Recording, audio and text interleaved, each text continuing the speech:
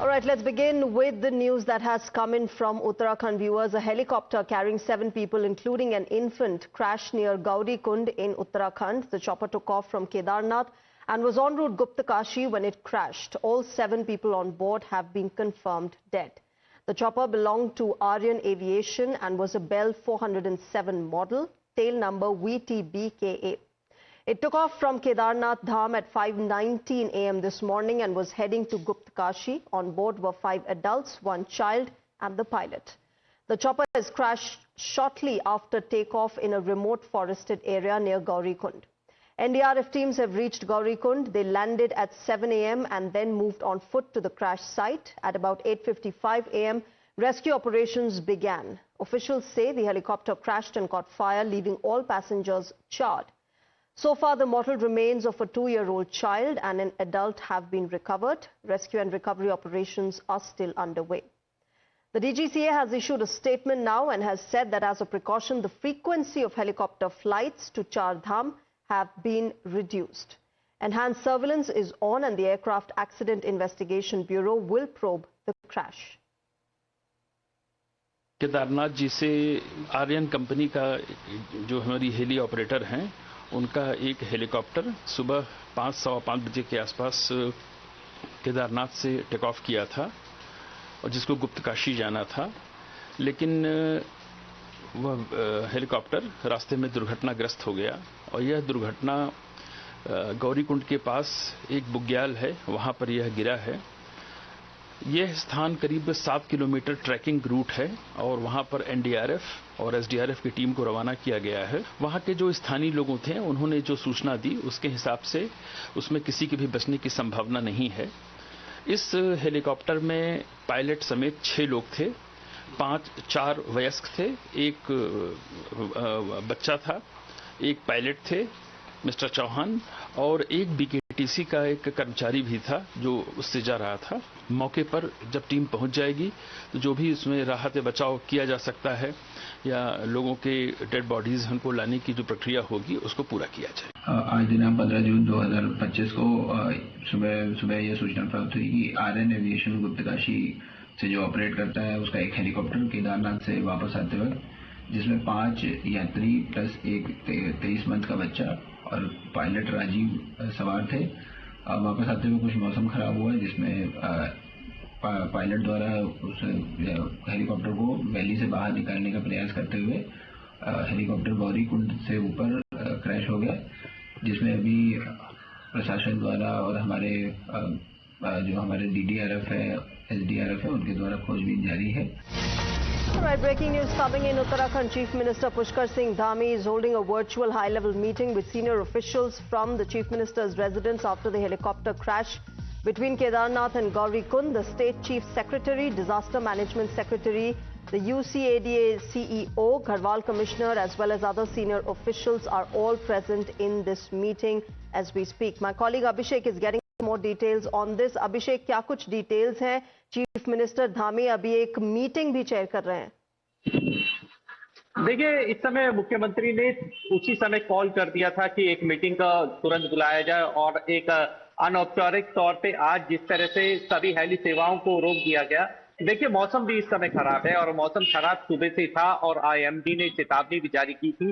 बावजूद इसके हेली किसने उड़ने की परमिशन दी, ये एक बड़ा सवाल खड़ा करता है। इन्हीं सब चीजों को लेके मुख्यमंत्री एक हाई लेवल मीटिंग बुलाई है और आने वाले समय में इस मीटिंग में जो हमारे सोर्सेज बताते हैं कि इस मीटिंग में डिसीजन लिया जा सकता है कि आने वाले दिनों तक, जब तक मानसून चलेगा तब तक इन सभी हेली सेवाओं को रोक दिया जाए और इसकी भी जांच की जाए कि आखिर इसकी परमिशन किसने दी। जब अलर्ट घोषित था, अलर्ट घोषित करने के बाद बैड वेदर में उड़ने की सलाह और किस परमिशन किसके द्वारा दी गई, ये अपने आप में कई बड़े सवाल खड़ा करता है कि इसी को लेकर मुख्यमंत्री ने भी अब हाई लेवल की मीटिंग बुलाई है और डीजीसीए को भी इन्फॉर्म कर दिया गया है और तमाम अधिकारियों को उसमें बुलाया गया है कि पूछा गया है कि आखिर इसके पीछे क्या वजह है। इसका फौरी तौर पर जो वजह सामने निकल के आ रही थी, एसडीआरएफ एनडीआरएफ के जवानों ने भी ये बताया था कि मौसम बेहद खराब है।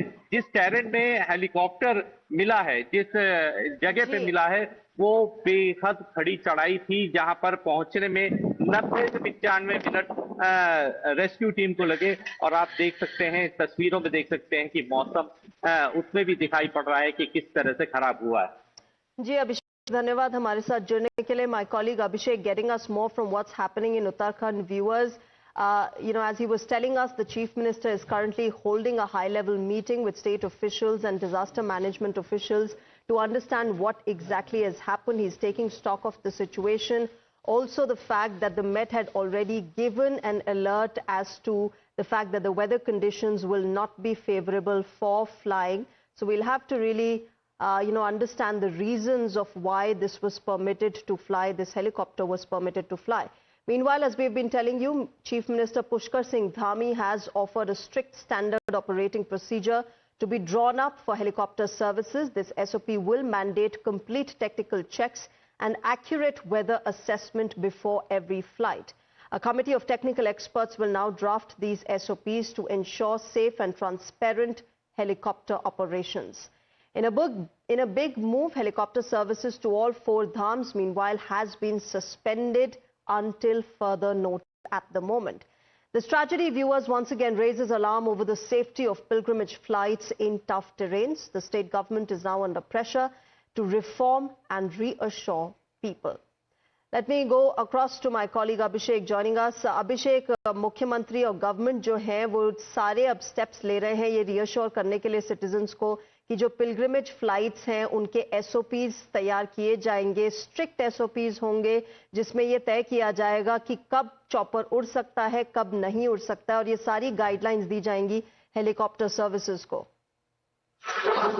देखिए, मैं आपको बता दूं कि उत्तराखंड पहले ही मैं यहाँ की भौगोलिक स्थिति से को देखते हुए पहली जो एसओपीज थी वो बनाई गई थी, और उस एसओपीज को लेकर ऐसा नहीं कि एसओपीज नहीं है, एसओपीज यहाँ पे पहले भी थी और अभी 2 दिन पहले भी मुख्यमंत्री ने एक हाई लेवल की मीटिंग बुलाई थी, उसमें जांच करने के आदेश दिए थे। आखिर इसके पीछे की वजह क्या है?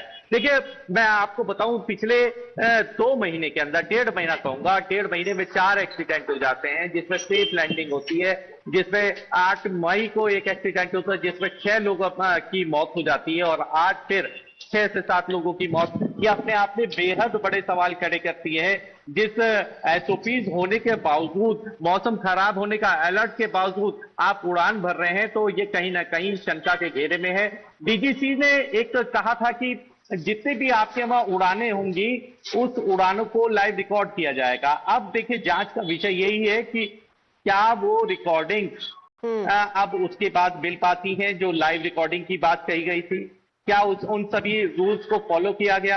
अब आने वाले समय में मुख्यमंत्री एक्शन की बात कर रहे हैं, ये भी देखने वाली बात होगी कि आर्यन एविएशन कंपनी के ऊपर अब क्या बड़ा एक्शन लिया जाएगा, और आने वाले दिनों में एविएशन कंपनियों को और कौन सी एसओपीज और कौन से नियम निर्धारण किए जाएंगे। मैं आपको ये भी बताऊं, 11,000 फ्लाइट्स उड़ चुकी हैं इस मौसम में।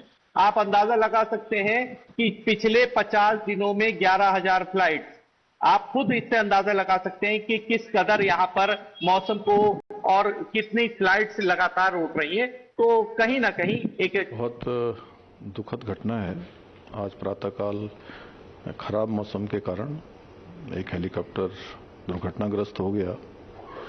मैं सबसे पहले तो जो दुर्घटना में जिनकी जान गई है, जो हताहत हुए हैं, उनके लिए भगवान से प्रार्थना करता हूं कि भगवान उनको अपने श्री चरणों में स्थान दे और उनके परिवार के लोगों को जो असमय ये दुख आया है, कष्ट आया है, उस दुख को सहन करने की शक्ति प्रदान करे। और साथ ही इनको गंभीरता से लेते हुए हमने तत्काल एक आपातकालीन बैठक बुलाई है और उस बैठक में निर्देश दिए हैं कि एक सख्त एसओपी बनाई जाए जिसमें किसी भी कीमत पर जो हमारे डीजीसी के रूल हैं, मानक हैं, उनके मानकों के साथ किसी भी प्रकार का कोई भी ढिलाई न बरती जाए, और जो उच्च हिमालयी क्षेत्र हैं, उच्च हिमालयी क्षेत्रों में चलने वाले पायलटों को उसका अनुभव हो, ये एविएशन कंपनियां भी सुनिश्चित करें। एक कंट्रोल एंड कमांड सेंटर यहाँ पर स्थापित किया जाए और जो इस घटना में दोषी हैं, जिनके कारण से घटना हुई है, उनको तत्काल उनके खिलाफ सख्त कार्रवाई की जाए। और आज और कल 2 दिनों तक सभी एविएशन कंपनियां और डीजीसीए और यूकाडा और एआईबी सब मिलकर पहले एक बार पूरे आगे की हेली सेवा के लिए समीक्षा करें, तत्पश्चात ही हेली सेवा को चलाया जाए। आज और कल हेली सेवा नहीं चलेंगी, खराब मौसम भी है और जब तक यात्रियों की सुरक्षा सुनिश्चित नहीं हो जाती है तब तक ये सेवाएं बंद रहेंगी, क्योंकि हमारे लिए एक भी यात्री की जान सर्वोच्च प्राथमिकता है, उनकी सुरक्षा सर्वोच्च प्राथमिकता है। उसी के आधार पर आगे इन सेवाओं का संचालन होगा।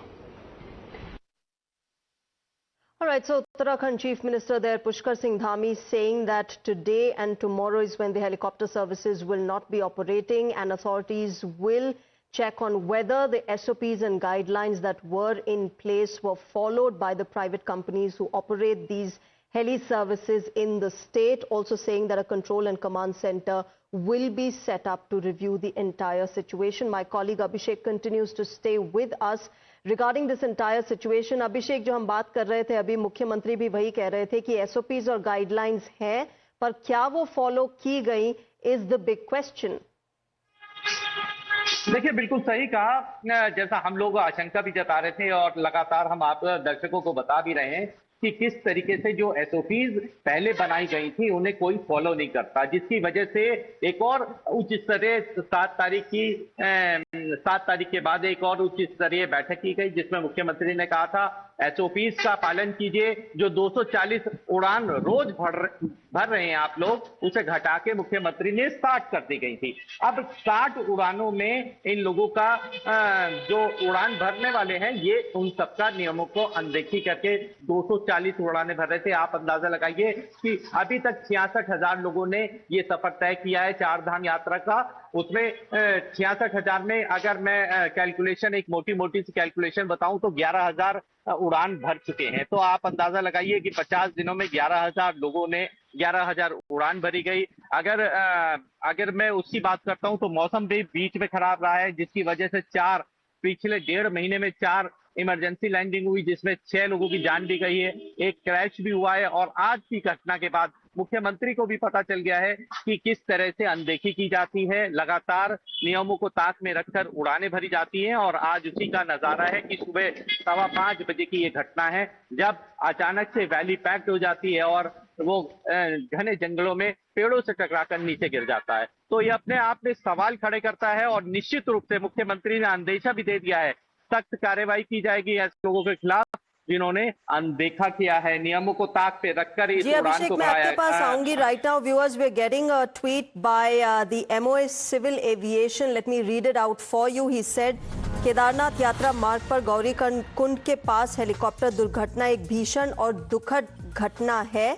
इस दुर्घटना के बाद उत्तराखंड प्रशासन और NDRF की ओर से युद्ध स्तर पर बचाव कार्य शुरू किया गया है। DGCA और AAIB जल्द ही इस हादसे की जांच शुरू कर रही हैं। ऑल्सो अश्योरिंग दैट इस हादसे में कुछ श्रद्धालुओं का निधन हुआ है। उनकी आत्मा को सद्गति प्राप्त हो।